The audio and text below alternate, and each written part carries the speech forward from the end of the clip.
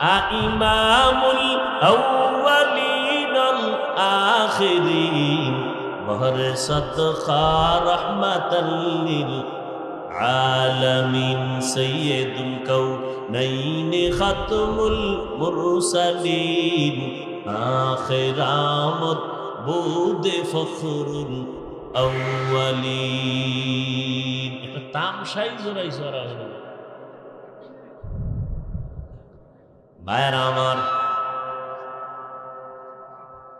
পরীক্ষা কয়টা? 5টা। পাশ করতে হলে পুঁজি লাগবে কয়টা? নাম কি? ধৈর্য ধারণ করলে পুরস্কার কয়টা? 2টা, একটা দুনিয়া আর একটা দুনিয়াটা কি গেছে গেছে 2 মিনিটে ভুলে গেছে। আল্লাহ সাথী হয়ে যাবে। আল্লাহ কি হয়ে যাবেন? কতক্ষণের জন্য? সব সময়ের জন্য নাকি? আর আল্লাহ যদি সাথী হয় তো বিড়ি টানা যাবে না। ও যখন বিড়ি টানে তখন মনে হয় আল্লাহ দেখে না, আল্লাহ সাথেও থাকে না। হায় হায়, আর একটা পুরস্কার দিবে আখিরাতে, সেটা কি? ইন্নামা ইউওয়াফাস সাবিরুনা আজরাহুম বিগাইরি হিসাব। বিনা হিসাবে আল্লাহ জান্নাত দিবেন। সুবহানাল্লাহ। ইয়ে না জান্নাত চান তো ইনশাআল্লাহ? হিসাব দিয়া না বিনা হিসাবে? বিনা হিসাবে পাওয়া হলো সফলতা। ফিডা ফাটা খেয়ে গেলে লাভ কি? রিমান্ডের মাইল, জাহান্নামের মাইল কি কি মনে করেন? যেটিতে ফিডে নিয়ে দায়িত্ব পাইছে কানেও শুনে না, চোখেও দেখে না। বাড়ি আর বাড়ি, কানেও শুনে না, চোখেও। এটির কলম হইছে পাথরের তো শক্ত। ইয়া আইয়ুহাল্লাযীনা আমানু কু আনফুসাকুম ওয়া আহলিকুম নারা ওয়াকুদুহান নাস ওয়াল হিজারা আলাইহা মালাইকাতুন গিলাদুন শিদাদুন লা ইয়াসুনাল্লাহা মা আমারাহুম ওয়া ইয়াফআলুনা মা ইউমারুন।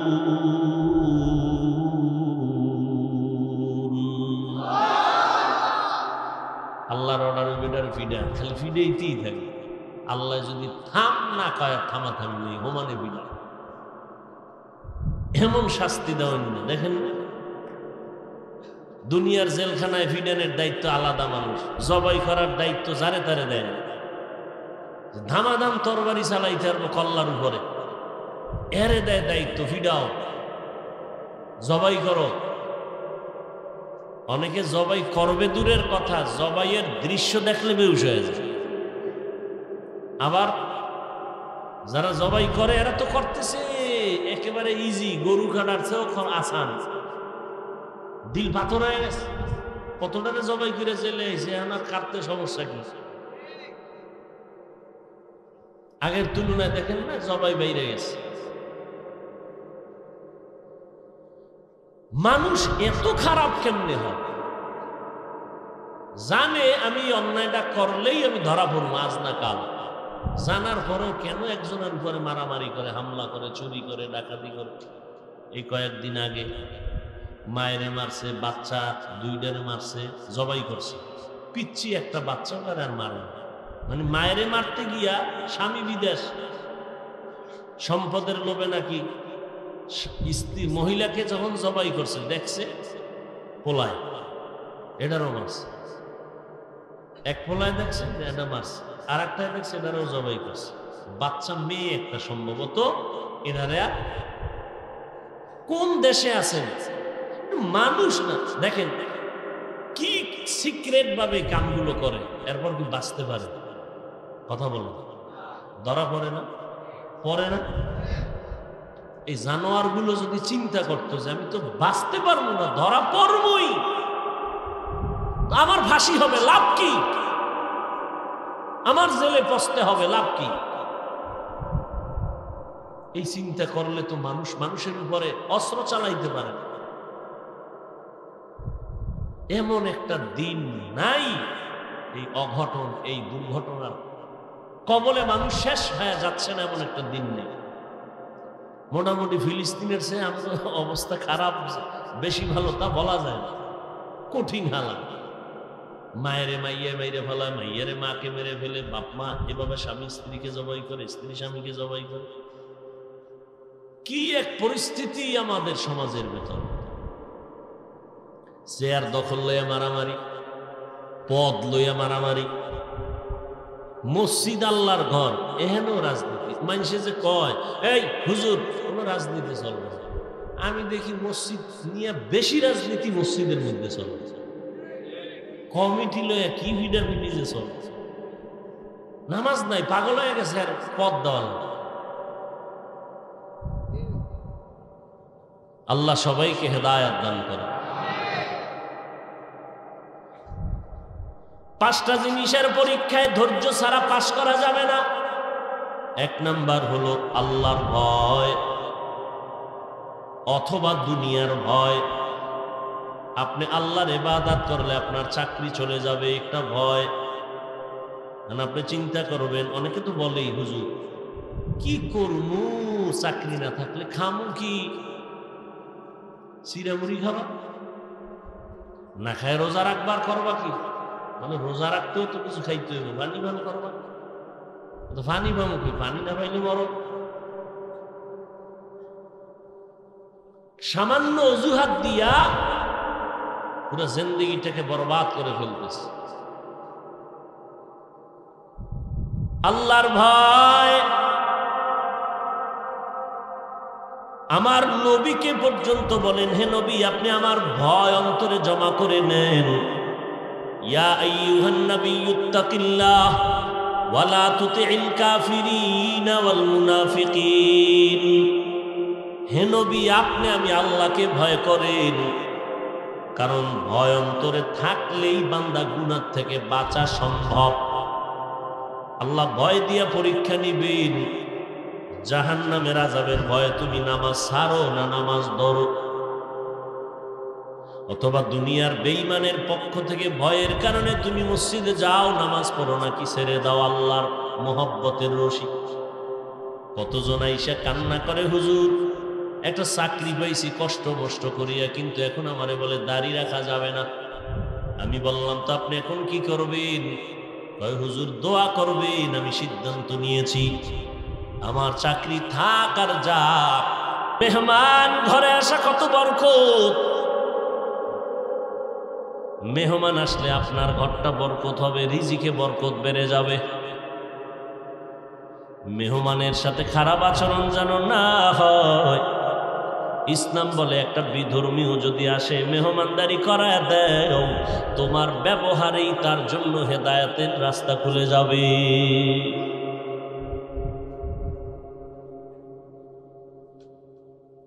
জাবের গিয়ে স্ত্রীকে বলছে, স্ত্রী সান্ত্বনা দিতেছেন, জাতের মাইয়া তো, আপনি এত পেরেশান কেন? দাওয়াত দিলাম 2-3 জন, তুমি বললা 2-3 জন আর রুটি আছে। নবীজি সবাইরে নিয়ে আসবে, নবী সবাইরে দাওয়াত দিছে। নবী দিলে আপনার পেরেশানি কেন? নবী যেহেতু বলেছেন অবশ্যই এর মধ্যে বরকত আছে। নবী সাহাবায়ে কেরাম নিয়ে হাজির। এবার কই জাবের টেনশন নাই, বাসায় গিয়ে বউরে কও গোশত পাকাইয়া ঢাকনা দিয়া রাখবে, ঢাকনা যেন উঠায় না, আমি এসে ঢাকনা উঠাবো। রুটির পেয়ালা ঢেকে রাখতে বলবা। নবী আসছেন, নবী ঢাকনা উঠাইয়া রুটি ধরে ধরে রুটির মধ্যে গোশত দিয়া লাইনে সাহাবায়ে কেরামকে দিতেছেন দিতেছেন দিতেছেন দিতেছেন দিতেছেন দিতেছেন। সবাই খাইতেছে পেট ভরে, সব শত শত সাহাবায়ে কেরাম পেট ভরে রুটি খাইলেন। এবার কয় রে জাবের যাও, এটার ভিতরে কিছু রুটি আর গোশত থাকতে পারে, ভিতরে সবাইরে নিয়ে খাও। জাবের রাদিয়াল্লাহু আনহু বলেন, নবী শত শত সাহাবায়ে কেরামদের খাওয়ানোর পর আমরা ঘরে এসে দেখি আগের রুটি আর গোশত আগের মতোই আছে।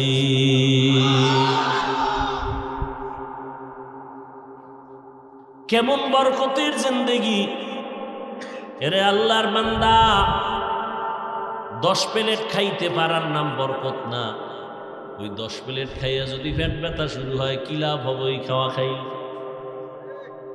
অল্প খাইয়া যদি তোমার পেটটা শান্ত থাকে, এটাই বরকতের খানা,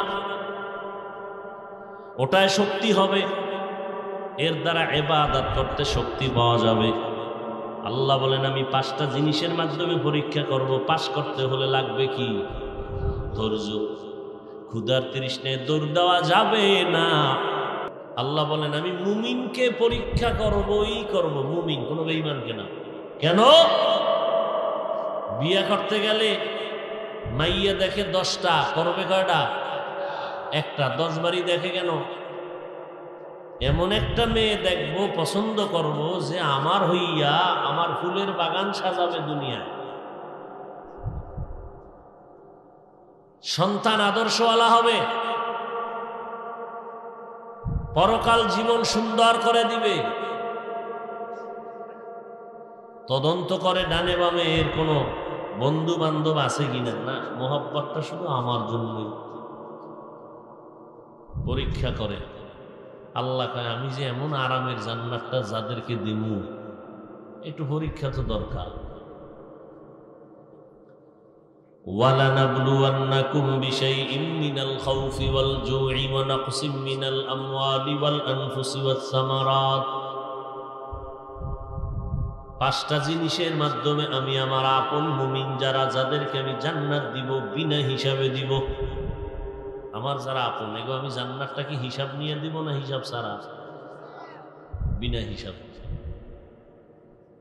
হাসরের ময়দানে আল্লাহ বিশাল একটা বাহিনীকে বলবেন তোমাদের কোনো হিসাব নিকাশ নাই, যাও তোমরা আমার আপন বান্দাদের কাতারে বসো, আমার নবী তোমাদেরকে নিয়ে জান্নাতের তালা খুলে ভেতরে ঢুকবেন।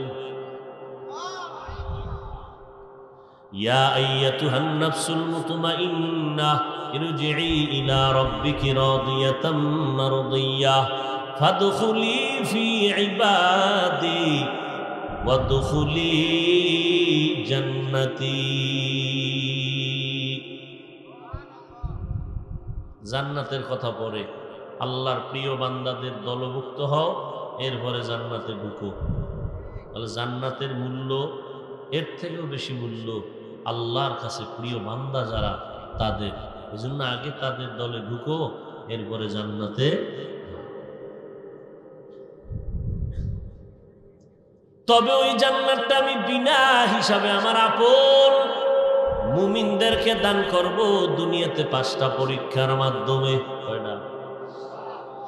1 নাম্বার মিনাল খাউফ, ভয়ের মাধ্যমে। দ্বিতীয় হলো ওয়াল জু, ক্ষুধার মাধ্যমে। তৃতীয় হলো মালের ঘাটতি, জানের ঘাটতি। চতুর্থ পঞ্চম ফসলের ঘাটতির মাধ্যমে। ইমাম শাফিঈ রহমাতুল্লাহ আলাইহি বলেন এখানে ভয় মানে আল্লাহর ভয়ের মাধ্যমে পরীক্ষা হবে। ভয় কিন্তু দুনিয়ারও ভয় আছে, ইহুদির পক্ষ থেকে ভয়, খ্রিস্টানের পক্ষ থেকে ভয়। যদি নামাজ পড়ো বিপদ, নামাজ পড়তে পারবা না। আমার এখানে যদি চাকরি করো দাড়ি রাখা যাবে না, দাড়ি রাখা যাবে না। এখন থাকতে হলে চাকরি করলে দাড়ি কেটে ফেল, এটাও একটা কঠিন পরীক্ষা। নবীর সুন্নাত রাখতে গেলে চাকরি থাকবে না, চাকরি রাখতে গেলে সুন্নাত থাকবে না, কি করবা? ম্যাডামও তালে তাল মিলে একা দাড়ি রাখা যাবে না। ইমানের বড় পরীক্ষা। যদি স্ত্রী টিকাইতে চাও, দাড়ি নবীর সুন্নাত আদর্শ বাদ দাও। নবীর আদর্শ যদি টিকাইতে চাও, স্ত্রী তোমার থেকে দূরে সরে যাবে, এখানে পরীক্ষা। দাড়ি রাখবা নাকি নবীর তরিকা মানবা, নাকি নবীর তরিকা বাদ দিবা, এটা বড় এক পরীক্ষা মুমিনের জন্য। ওই ফিলিস্তিনের জমিনের ভেতরে মুসলমানদের আত্মচিৎকার, আর্তনাদ, ইহুদি কর্তৃক অত্যাচার, জালেমদের পক্ষ থেকে অত্যাচার। দোষটা কি? মুসলমানের উপরে যুগে যুগে বেঈমানরা হামলা করেছে, কোনো অপরাধ না, কোন মুসলমান বেঈমানের মাল চুরি করে না, ডাকাতি করে না। এই যেমন আমরা বয়ান করি, আমাদের ওলামায়ে কেরাম কোনোদিন আমরা হিন্দুদের বিরুদ্ধে বলি নাই যে পূজা চলতেছে, বিরুদ্ধে বলছে? যদি খান হুজুর হ্যাঁ কেউ বলছে, বলা ঠিক হবে না। ইসলামী রাষ্ট্র যদি থাকে তাদেরকে নিরাপত্তা আরো বাড়ায় দিবে, নিরাপত্তা আরো বাড়ায় দিবে। ধর্মের স্বাধীনতা দিয়ে দিছে, মানো এটা পরীক্ষার হল। কেউ আল্লাহরে আল্লাহ কয়ে মানবে, কেউ আল্লাহরে বিরোধিতা করবে, পরীক্ষার হল। কেউ প্রশ্নের উত্তর সঠিক লাগবে, কেউ ব্যাঠিক লাগবে। এখানে বাধা টাদা দেওয়ার নিয়ম নাই। বাধা দিলে আর পরীক্ষার হলে মান থাকে না। কিন্তু টের পাইব সময় মতো জুতা কয় প্রকার। পুরস্কার দেওয়ার সময় কেউ হাসবে, কেউ কাঁদবে, কথা ঠিক না? আল্লাহ কয় পরীক্ষার হল, খবরদার কাফেরের সাথেও খারাপ আচরণ করবা না। না কিসের হল? খারাপ আচরণ করা যাবে না। কুল্লি ইবাদি ইয়াকুলুল্লাতী হিয়া আহসান ইন্নাশ শাইতানা ইয়ানজাগু বাইনাহুম ইন্নাশ শাইতানা কানা লিল ইনসানি আদুওয়াম মুবিনা। ভলিউম বাড়ে না, কথা কষ্ট হইতেছে, টাইনে নিতে পারতেছে না। আল্লাহ পাক নবীকে বলতেছেন, কুল, হে নবী আপনি বলে দেন, লি ইবাদি আই ইবাদিয়াল মুমিনিন, মুমিনকে বলেন, ইয়াকুলুল কুফার, মুমিন যেন কাফেরদের সাথে আচরণটা ভালো করে, খবরদার খারাপ যেন না করে। কেন? খারাপ করলে বাতিলের লাভ, মুসলমানের কোনো লাভ নাই। কারণ মুসলমানের কথার মধ্যে সীমাবদ্ধতা আছে, মুসলমানের চলাফেরার মধ্যে সীমাবদ্ধতা আছে। আল্লাহর দুশমনের চলাফেরার মধ্যে কোনো সীমাবদ্ধতা নাই, কথার মধ্যে কোনো ব্যালেন্স নাই। রাউলে দিলি ভাইরা আমার, নবীকে আল্লাহ বলেন সূরা বনী ইসরাঈলের মধ্যে, কাফেরের সাথে যেন মুমিনরা কখনো খারাপ আচরণ না করে। কারণ কি জানেন? এত ডিস্টার্ব যদি আপনারা করেন, কাম হইল।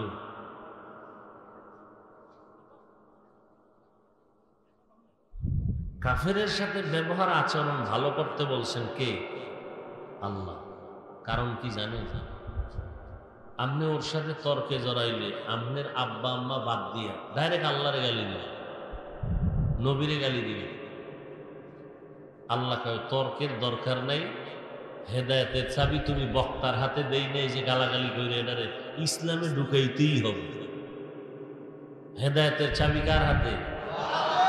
মান ইয়াহদিহিল্লাহু ফালা মুদিল্লা লাহু ওয়া মান ইউদ্লিলহু ফালা হাদিয়া লাহু। হেদায়েতের মালিক একমাত্র আল্লাহ। আল্লাহ যাকে হেদায়েত দিবেন সে পেয়ে যাবে, যাকে দিবেন না সে কখনো হেদায়েত পাবে না। দুনিয়াটা পরীক্ষার হল, 5টা জিনিসের মাধ্যমে আল্লাহ পরীক্ষা নিবেন। পরীক্ষা মানি মুসিবত, পরীক্ষা মানি কষ্ট। কি যারা পরীক্ষা দেয়, পরীক্ষাটা কি খুব খুশি না কষ্ট? খুব কষ্ট। যদি এই আপনি চাকরিতে ঢুকলে কালকে ইন্টারভিউ হবে, কাফনি ছুইটা যায়, কি না জানি এক অবস্থা। দুনিয়াটা পরীক্ষার হল, এটা একটা কষ্ট, মেহনত। এখানে যদি বান্দা আল্লাহর পরীক্ষায় তুমি কামিয়াব হতে চাও, একটা পুঁজি লাগবে, যেই পুঁজি না থাকলে কামিয়াব হওয়া যাবে না। ওই পুঁজিটার নাম হলো ধৈর্য। পুঁজির নাম কি? যাগো মধ্যে ধৈর্য নাই এরা ফেল না, যাগো ধৈর্য নাই এরা বাইতুল্লাহ যাইয়াও আলেম রে গেলে আমার টিকিটটা তাড়াতাড়ি ফেরত দেন, বাড়ি যাবেন। হ্যাঁ নে গিয়া কি পরিমাণ যে উল্টাপাল্টা করে। মসজিদে ঢুকতে গেলে সবার শেষে ঢুকে সবার আগে বের হওয়ার জন্য পাগল হয়ে যায়, নামাজির সামনে দিয়ে দৌড় দেয়। ঠিক নেই? সবাই আমার কথা বুঝতেছেন? বুঝলে তো চিল্লা পাল্লা করা যায় না। যারা না বুঝে হেরা না হুদা চিল্লা। বুঝের মানুষ চিল্লা চিল্লি করে না, ভদ্র ফ্যামিলির মানুষ চিল্লায়নি। হ্যাঁ, চিল্লা চিল্লি তো ভালো না। কথা বলবেন স্বাভাবিক, ভদ্র ফ্যামিলির মতো, জোরেও না আসতেও না, স্বাভাবিক। কথাটা বুঝতে পারতেছি বাস, এতটুকুই যথেষ্ট। অতিরিক্ত চিৎকার দেওয়ানে কোনো ফায়দা নেই। না এমনি চিৎকারে, না আল্লাহর জন্য চিৎকার। আল্লাহর মহব্বতে কান্না করলে এইটা 1000 বছরের চিল্লানোর থেকেও ফায়দা বেশি।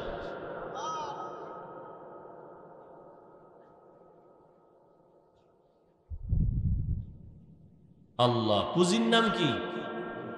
সবাই বলেন না কেন? ধৈর্য নাই, মসজিদে ঢুকে শেষে বের হয় আগে। আর কোন নামাজি যদি খারাইয়েই পড়ে, 2-1 মিনিট দাঁড়াইব, মাথা গরম হয়ে যাবো জাগা না, নামাজির সামনে দিয়ে বের হয়ে যাবে, চিন্তাও করব। এই বেচারার কি নাই ধৈর্য। আজকে কি বার? রবিবার। জুমার নামাজ পড়ছেন না? সামনেও পড়বেন, 5 ওয়াক্ত না পড়লেও অন্তত এটা তো পড়বেন, নাইলে জান্নাতে ঢুকবেন কিভাবে? কিন্তু যেই তালে পড়েন, জুমায় ঢুইকা ইমাম সাহেবের সাথে 2 রাকাত নামাজ পড়া সালামের পরে দৌড়। মসজিদ খালি, এক তুফান আইছে, তুফান। মসজিদে নাই, কেউ নেই। ইমাম সাহেব তাকায় দেখে কেউ নেই, 2-1 জন ছাড়া সব ভাগছে। অথচ সালামের পরে 4 রাকাত সুন্নাত পড়তে হবে, না পড়লে গুনাহ হবে। প্রত্যেকটা মসজিদের এমন হালাত, 2 রাকাত ফরজ নামাজ আদায় করে 4 রাকাত সুন্নাত যে না পড়ে গুনাহ নিয়ে বাড়ি গেলেন। কেন মসজিদে? চালাকি করলেন। যদি গেছেন, নামাজটা কেন পড়লেন না? 2 রাকাত নামাজের সওয়াব আর 4 রাকাতের গুনাহ নিয়ে বাড়ি যাইতেছেন। এ কপাল পড়া ছাড়া কিছুই এটা নাই আপনাদের অঞ্চলে। মস্কারি করতেছি আমি? হ্যাঁ, তামাশা মনে করছেন নামাজ নিয়ে? না, আমনেও নামাজি। আপনার ব্যাপারে আল্লাহ সূরা নাজিল করছে, কেমন নামাজি। আরাআইতাল্লাযী ইউকাযযিবু বিদ্দীন ফাযালিকাল্লাযী ইয়াদউল ইয়াতীম। পারেন না? ঠোঁট নাড়াইবেন। ওয়ালা ইয়াহুদ্দু আলা তাআমিল মিসকিন। এরপর কি? এটা মুখস্থ করবেন, ডেলি পড়বেন। ফাওয়াইলুল লিল মুসাল্লিন, ফাওয়াইলুল লিল মুসাল্লিন। মুসল্লিদের জন্য ওয়াইল নামক জাহান্নাম, মুসল্লিদের জন্য ওয়াইল নামক জাহান্নাম। নিকৃষ্ট একটা জাহান্নামের নাম হলো ওয়াইল নামক জাহান্নাম। আল্লাহ বানাইছেন যারা মুসল্লি তাদের জন্য। মুসল্লি বুঝেননি? যারা নামাজ পড়ে। কি পড়ে? যেইটার উপরে নামাজ পড়ে এটার নাম মুসাল্লা, যে পড়ে হে কি? মুসল্লি। একজনে কয় মেসলি। হ্যাঁ, মুসল্লিদের জন্য ওয়াইল নামক জাহান্নাম। কোরআনের আয়াত। এবার কই যাইবে? আল্লাহ নিজে বলতেছেন মুসল্লিদের জন্য ওয়াইল নামক জাহান্নাম, মারাত্মক জাহান্নামের নাম ওয়াইল। আবার আর এক জায়গায় আল্লাহ বলতেছেন চ্যালেঞ্জ দিয়া, নামাজ মানুষকে বিনা হিসাবে জান্নাতে নিবে। ইন্নাস সালাতা তানহা আনিল ফাহশাই ওয়াল মুনকার ওয়া লাযিকরুল্লাহি আকবার। নিশ্চয়ই নামাজ সমস্ত পাপের থেকে মুক্ত করে দিবে। নামাজ হলো আল্লাহর বড় স্মরণ। যেই বান্দা নামাজের মাধ্যমে গুনাহমুক্ত হবে, ওই বান্দা বিনা হিসাবে জান্নাতি হয়ে যাবে। এখন আপনি কোন দলের নামাজি নিজের হিসাবটা নিজে করেন, কোন হুজুরের ফতুয়ার দরকার নেই। পাঁচ ওয়াক্ত নামাজের খবর নাই, জুমায় গিয়াও তাও ধোকা দিয়া মাওলারে চলে গেল। গেল কোন সাইজে গেঞ্জি পরে গেল, যে গেঞ্জির পিছনে বাঘ ভাল্লুকের ছবি।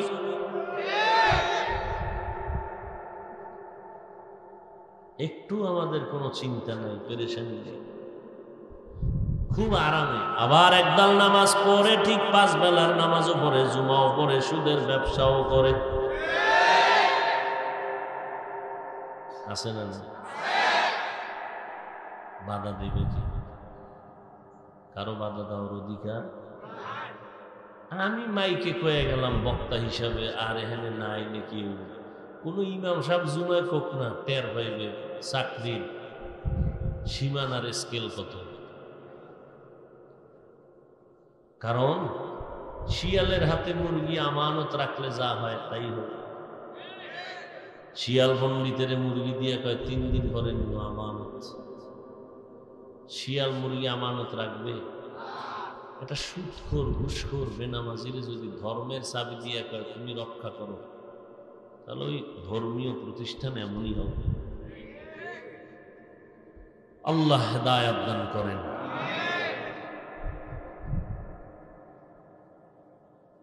আল্লাহ 5টা জিনিস দিয়ে পরীক্ষা নিবেন, পাশ করার জন্য লাগবে একটা পুঁজি। নাম কি? নাম কি?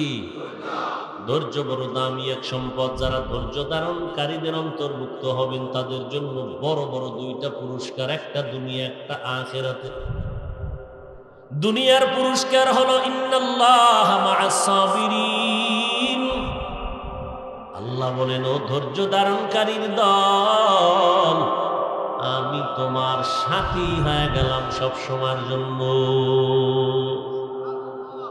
আল্লাহ সাথী হয়ে যাবেন সব সময়ের জন্য। আল্লাহ সাথে থাকলে আর কোনো ভয় আছে? আরে গারে সৌরের ভিতরে